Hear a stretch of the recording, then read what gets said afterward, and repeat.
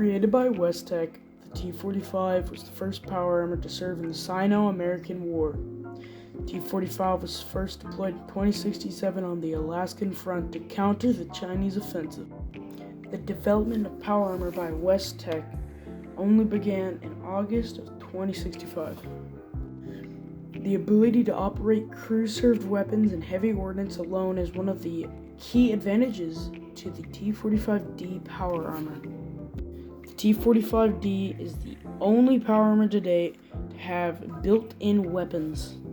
The use of steel plating offered a considerable advantage due to the fact the armor was able to block most small arms.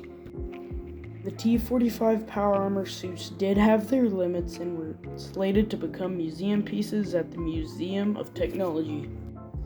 Following the Great War, the T-45 power armor suits became rare, but when they were used, they gave a great edge over the enemy in battle.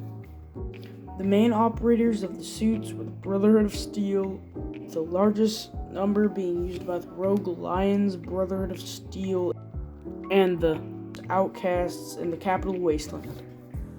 Layers of the armor.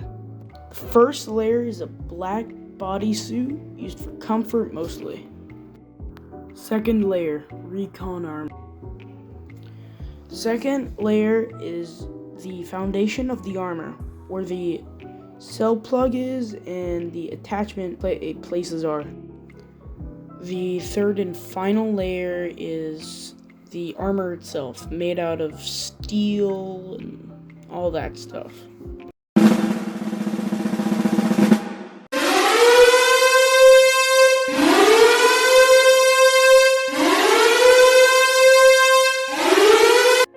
The T-60 series of powered combat armor is an evolution of the design of the T-45 power armor.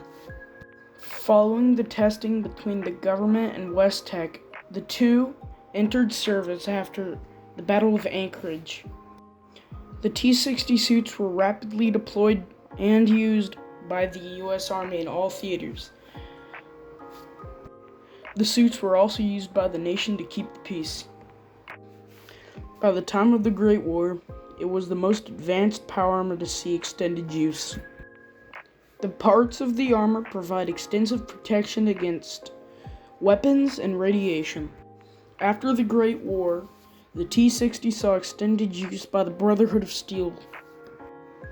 The armor also comes in a winter paint job for winter environment. The sole survivor can obtain a free T-60 suit by joining the Brotherhood of Steel.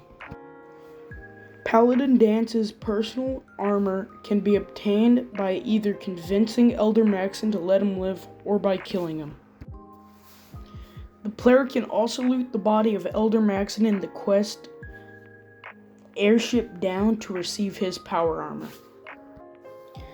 A suit can be located from the body of Knight Sergeant Gavels after Rocket's red glare. And finally, a suit can be purchased from the Pridwin via Proctor Tegan.